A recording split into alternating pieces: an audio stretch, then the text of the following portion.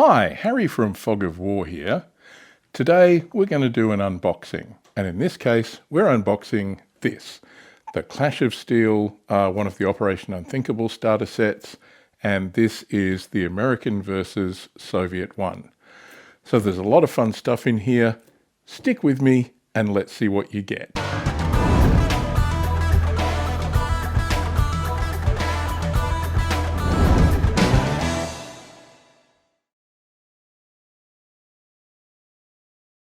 Before we start talking about this, maybe we should just talk a little bit about what Clash of Steel is and why not everyone's going to be particularly happy with it. Clash of Steel is an interesting idea. It's basically tanks-only Flames of War, and it takes it beyond the end of Late War and takes it into post-war and prototype and essentially fantasy tanks. There are things in here that never saw service, never saw widespread service. In parts of the range, there's going to be some that are completely paper panzers, things that never existed or were only very much designs or prototypes. That's not going to be for everyone, and I understand that. So when we're looking at Clash of Steel, think of it in these terms. Battlefront has World of Tanks. That's their entry-level beer and pretzels, lots of fun, pre-built vehicles, entry-level stuff. Then they had Flames of War. So that's much more a proper war game based around generally historical stuff in World War II. Clash of Steel is kind of an interesting hybrid in the middle. So you're getting fantasy and post-war vehicles in this, and there's no artillery, there's no infantry. It's very pared down. So it uses the same rules as Flames of War, but just fewer of them. There's no assaults, there's no, it's tank-on-tank combat. So it's that kind of beer and pretzels approach, but with a more sophisticated mechanic than World of Tanks, the miniatures game. So there's also, for Flames of War, you can use this post-war stuff using Late War Leviathans, and I've done a live stream about Late War Leviathans and how that works. Basically, it's a free PDF that allows you to take some of the vehicles, the post-war vehicles, out past Late War and actually include them in Flames of War. Again, I know that that's not to everyone's taste, and that's fair enough. I get it. I'm actually a historical player. I would hate to rock up to a tournament and see a whole bunch of fantasy and prototype stuff roll onto the table as part of a Flames of War tournament, Late War tournament. That would just suck. But if you wanted to have, hey, let's do 400 points of really stupid prototype stuff, and everybody was on board for that, I think there's a place for it. I don't mind the Late War Leviathan stuff as long as it is done separately. If you bring that into the tournament structure, it's going to be weird. So let's not do that. Anyway, that's just a bit of waffle before I've actually gotten on to opening this up. So let's grab the trusty knife and get into this and see what we get. So there's 21 tanks in here, supposedly. Plus, because it's a starter set, there's the rules, and there's a bunch of other counters and all the other things that you need, tokens, unit cards, that sort of stuff for making this all go. So let's get rid of this plastic. Funny story about getting this. My local hobby store got a couple of them in, and somebody was in visiting on my behalf and picked this up for me, much to the annoyance of Adam Brooker, who apparently was actually in the store and looking at it at the same time. So Adam, sorry. Anyway, this is it. Let's get this open and make Adam's sacrifice worth it. So Lots and lots and lots and lots of lovely plastic. So, like I said, there's 21 different vehicles in here. And right off the bat, we've got one of the ones I was really looking for. So this is the T-28. So that's a super heavy.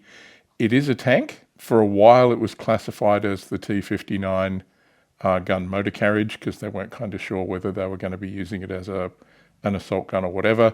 This is an assault tank. This came out of a requirement to breach the Siegfried line. So there had been some play in the US and the UK with super heavy designs. And mainly in 1943, they were looking at developing these to smash through the fortifications. They needed something heavily armored with a very big and heavy gun that could trundle up to emplacements and blow the heck out of bunkers to come up and breach the concrete anti-tank traps that were all across the German border.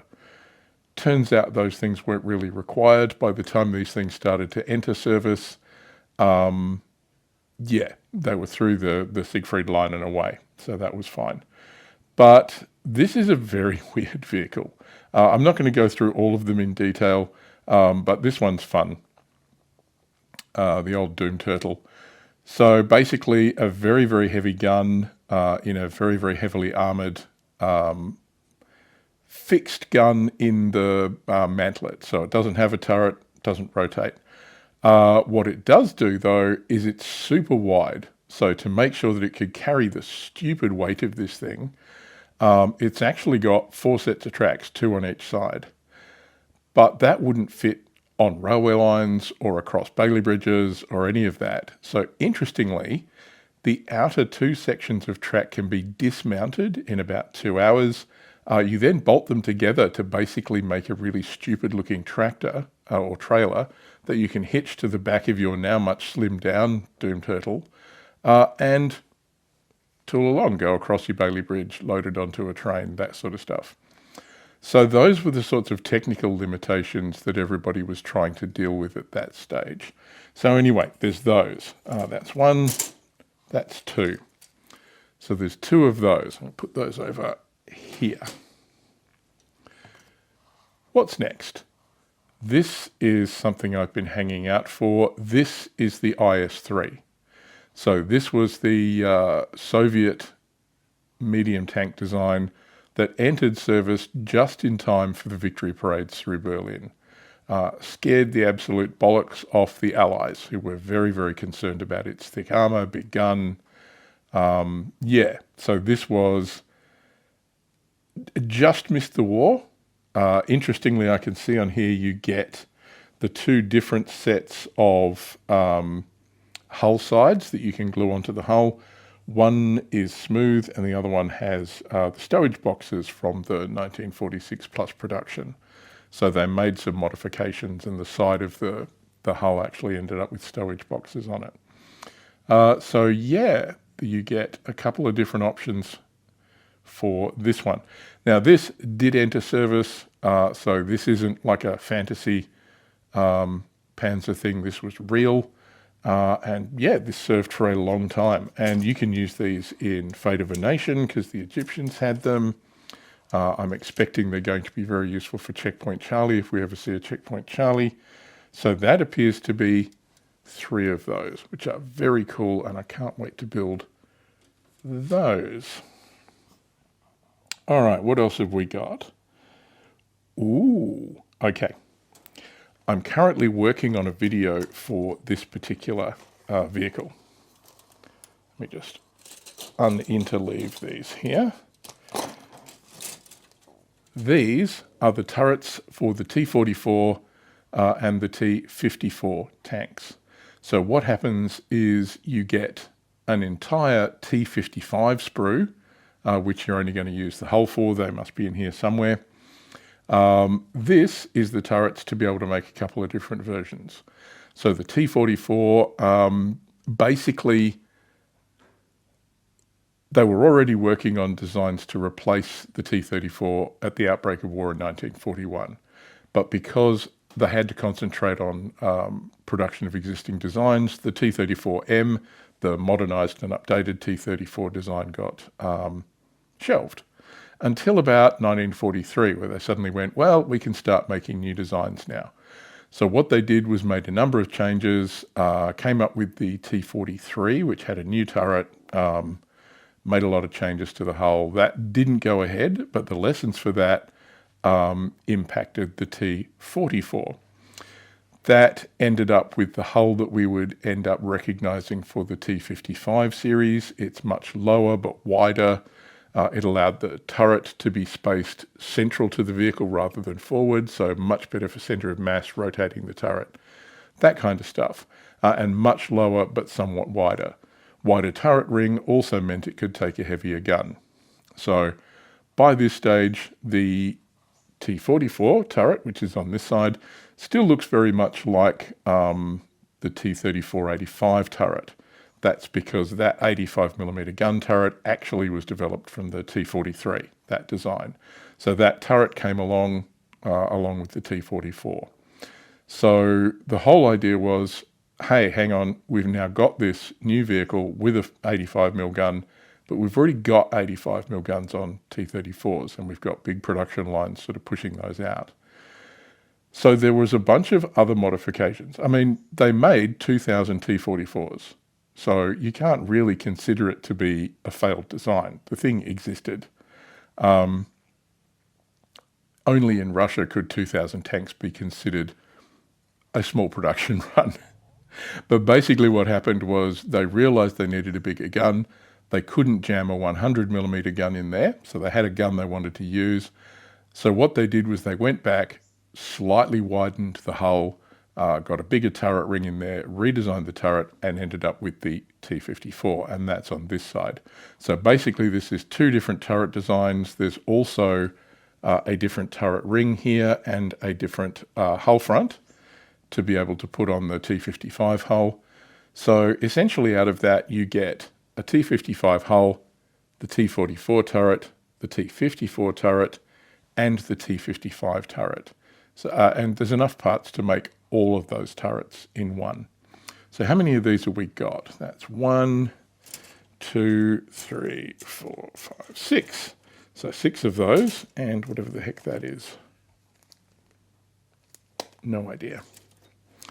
Okay. Also very exciting video on the way. Definitely have to build some of them. Okay, these things are the hull. Okay, so this is dated 2015. It is actually modified. So this is the hull for the ISU self-propelled gun. So basically the IS tank chassis with a casemate attached to it. So you would think this is dated 2015. What you do get differently though is they seem to have adapted the mold to add a new gun up the top here. So you've got just one gun barrel that's been added to this, and that is for a 130mm cannon. So you've still got the 152mm gun to build the ISU-152. There's the ISU-122 gun here, but you can also do the 130. So again, I couldn't find much about this as a design, the whole 130mm on the IS-2. So I don't know how real it was, but hey, it's there and the Soviets get it. 1, 2, 3, you get 4 of those, 5 of those. Turns out I can't count. There we go, 5 of those. So again, there must be some lower hulls for that in here. And again, those will be unchanged from the 2015 kit. What else have we got here? What's this? Oh, okay. That's an M18 Hellcat. So for the Americans, you do actually get to field a few late war vehicles. And those in this particular box set are Hellcats. So there's 2 of those there. Not sure how many you're actually supposed to get. Oh, look. 1, 2, 3, 4, 5, 6 T-55 hulls. So this is the plastic that we've all looked at. I have a review for this. So you can build the T-55, the T-55 AM2. This is what you'd get for that. And then the T-44 and T-54 turrets go on top of this as well. So there we go. Let's put that. There's a lot of plastic in here. All right, what's this? 1, 2, 3, 4, 5. So those are the hull and the tracks and running gear for the ISU tank destroyer. All right, which leaves us with 3 sprues. Can you guess what they are? The T-29, the experimental heavy tank T-29, and you can also build the T-30, which was a very similar chassis, but with a 155mm gun in place of the 105. So you get this great big stonking turret, 2 different engine decks.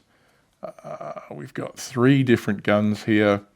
So that's 105, 155, and 155 with what looks like a bore evacuator on it.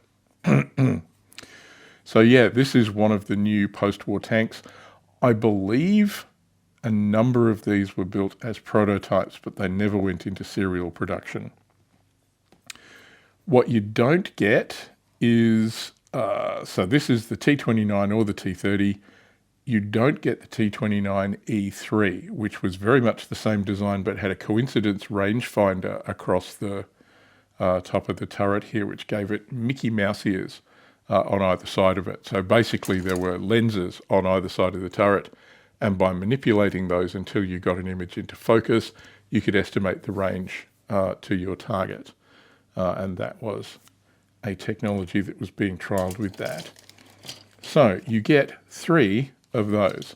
So you will notice that if you are the Soviet player, you get a heck of a lot more than you do if you're the US player. There's a reason for that. I've said before when I talked about the Late War Leviathans, the Russians are a little bit handicapped because they actually really made a whole bunch of stuff. So the things that they have that are being represented in the game here, the designs, are things that really entered service. There's no paper Panzer or fantasy stuff here. A lot of these were in quite significant production and saw quite significant service.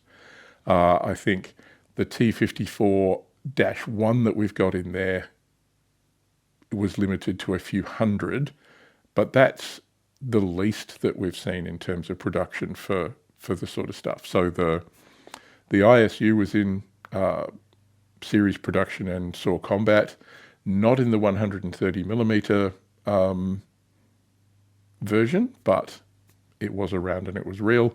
The T-44, there was 2,000 of them built, even though it was low rate production, essentially. And the T-44 did not see service during the war. They basically used them as developmental tanks. I understood some of them got shipped to the east and may have been used in the Far East, but I'd have to look that up. Anyway, that's the plastic. Let's see what else we get. We've got some handy dandy dice.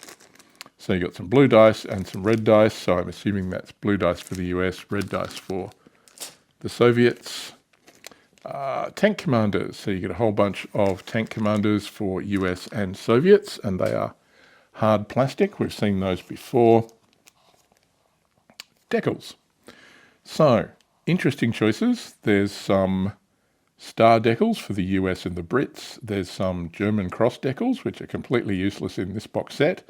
And some red stars. What I'm guessing is this is one decal sheet to rule them all. So they've made one sort of decal sheet that will go in these sorts of sets, and they will handle, so this same decal set will be in the British and German starter set when it comes out. And you just use the ones you need. The ones you don't need are spares. Oh, here we go. Look at this. So there's a lot of books and cardboard here. Let's just wang that open and see what we've got. talk amongst yourselves while I do this. So I think whoever chooses to play Soviets in this, or Late War Leviathans, are going to have their work cut out for them. I really do think a lot of the other fantasy stuff is going to make life a bit hard for them. So what have we got here? This is the core rules. So if you have a look at this, this is the rule book. Well, actually, this is the rulebook. So I'm assuming this is quick start.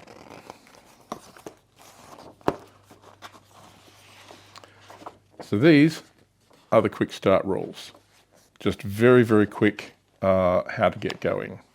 Well, mine appears to have a little hole in it, but overall these are very well packed. So having it all together and shrink wrapped and what have you has protected this from a great deal of damage. It's had one, looks like a sprue has poked through that a little bit, but not to the point where you would even consider it particularly damaged.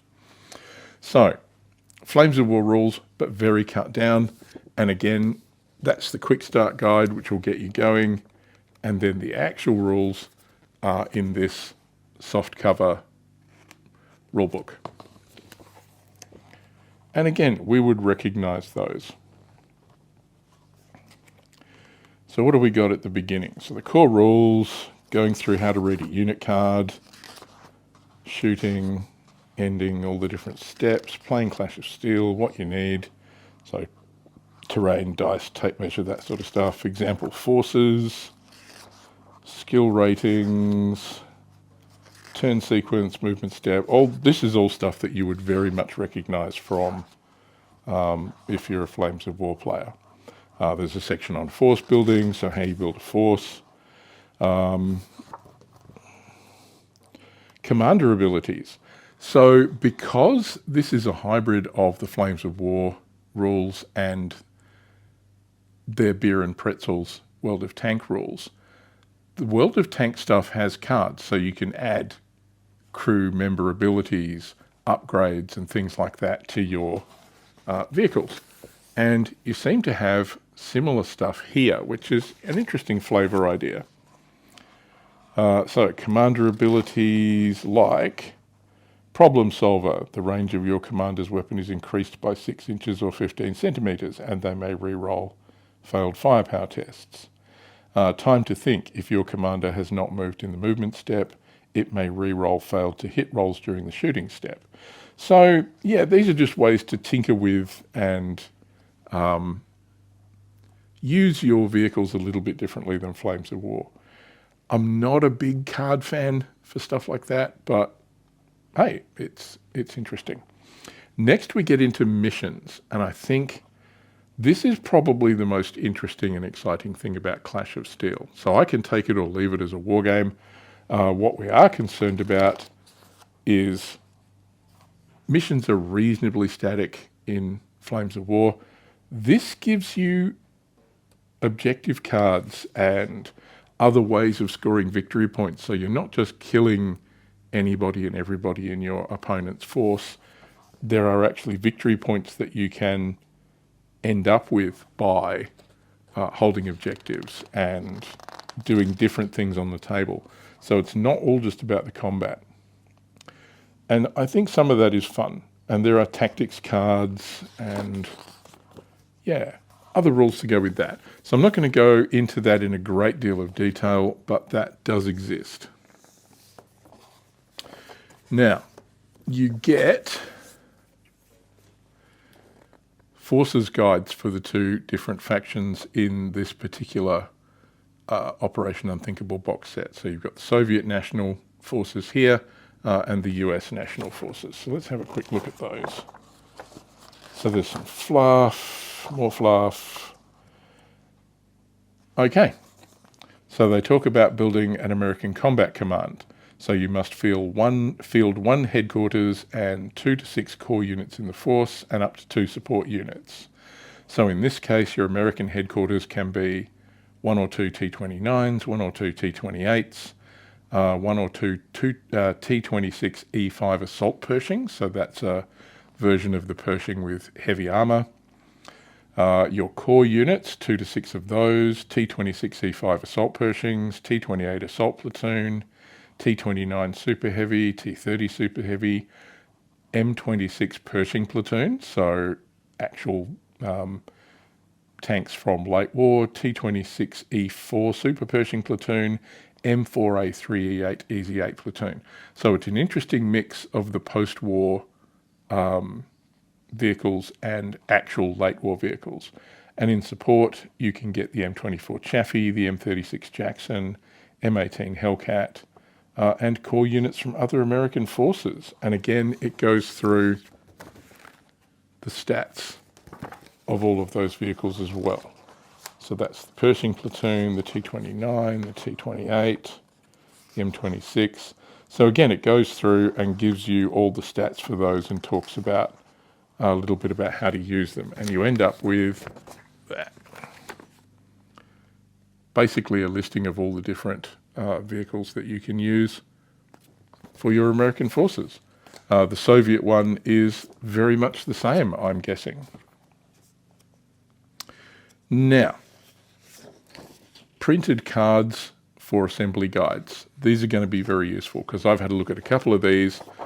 So for example, with the T-44, T-54, there's a different hull front. So when do I use that? Is that just for the T-44 or is it T-44 and 54? I'm guessing this will tell me. So this is the American Assembly Guide. There we go. So there's the T-28. That's how you assemble those. So that's fine. Soviets have the same. Yep, so it turns out you use the T-44 and T-54 hull parts. Cool, for both versions.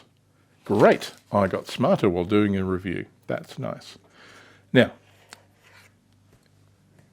you get a bunch of pop-out cardboard counters. These are really nice thick cardboard.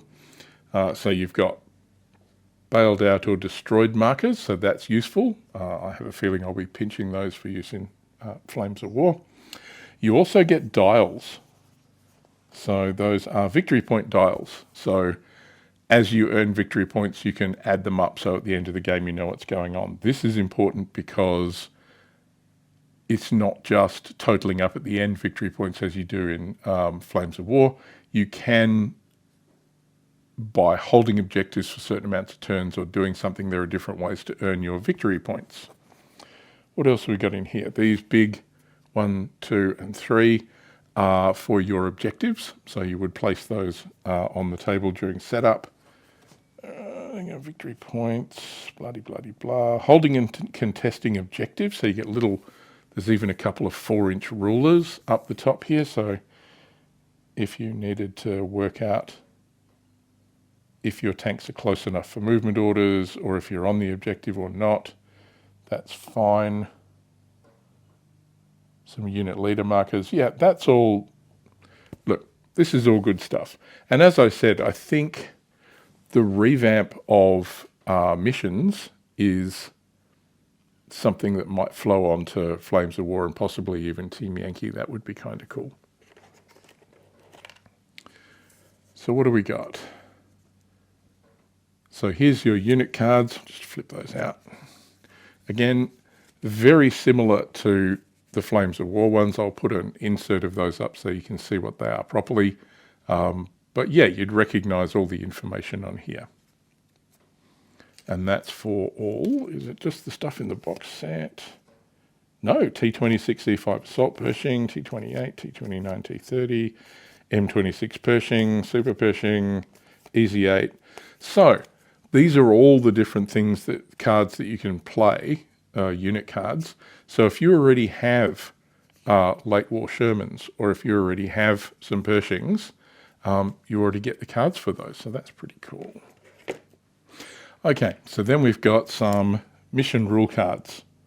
So this gives you some information about different missions. So there are some variables. Game length 6 rounds, game length 7 rounds with immediate reserves, 8 rounds with delayed reserves, 7 rounds with scattered immediate reserves. So basically when you're putting together what the mission is, these will set some of those variables for you. Now there's also some tactics cards. So let's have a look at these. So these are cards you can play during the game. So we've got camouflage here. Use before your opponent rolls to hit. Give one of your units +1 to the score to hit for the duration of the turn. Stashed ammo, re-roll 1 to hit result. Tailwind. Give a unit +4 inch cross-country dash movement for the rest of the turn. All tanks in the force may re-roll cross tests during the until the end of the turn. That one's called log, so I assume that's for the unditching log for the Soviets. Anyway, again, these are different cards that you can get to add a bit more flavour. So again, if you're a historical player, you might find these a little gamey. Battlefront have tried in the past to incorporate these kind of rules into their games. And it just shows that Clash of Steel sits between that historical game and the beer and pretzels kind of idea. Come on, what are you? Oh, mission cards. So these are basically, they outline different missions. So this one is the Clash, basically shows where the attacker set up, the defender set up, where the objective markers go. So yeah, you would follow that, and there is text on the back about how that particular mission is meant to be set up. So there's a handful of those. And I think the very last thing in the box is a bunch of these little plastic center guides, center pins for the dials. So as you pop out the cardboard dials, you then stick them together by pushing the two parts of these little center guides together. So that's it. That's the Clash of Steel American versus Soviet box set. Okay, so I'm doing an unboxing of it, but the main thing was to get the T-44 and T-54s out of here so that I can finish doing that particular review.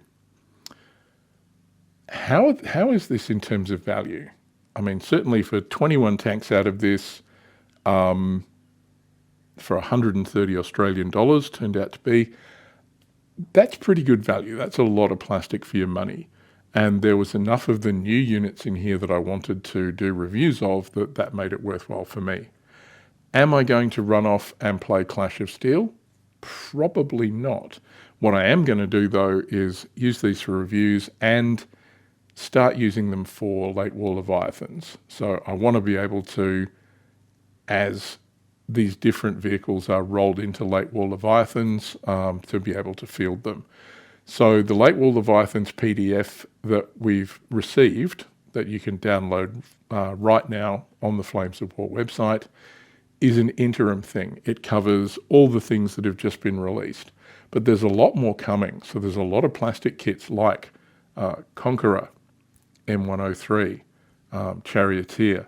There's a bunch of other post-war stuff where we're really starting to blur post-war Flames of War into early Team Yankee, Checkpoint Charlie kind of territory.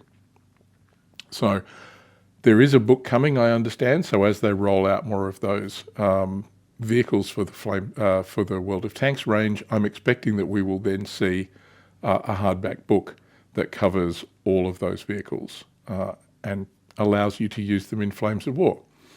Again, there will be people up in arms with horror because it is post-war, some of it's complete fantasy, and that's fine. Hopefully the way this is built is if that's not the kind of game you want to play, you're not going to have to. It's not going to turn up unexpectedly, unlike some of the mid-war stuff where the monsters are just rolled into an actual source book now, so they can just turn up on the table.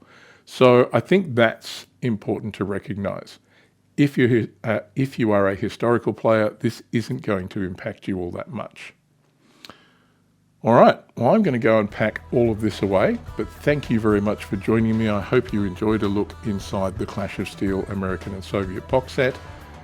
Thanks for watching, and I'll see you next time. Bye for now.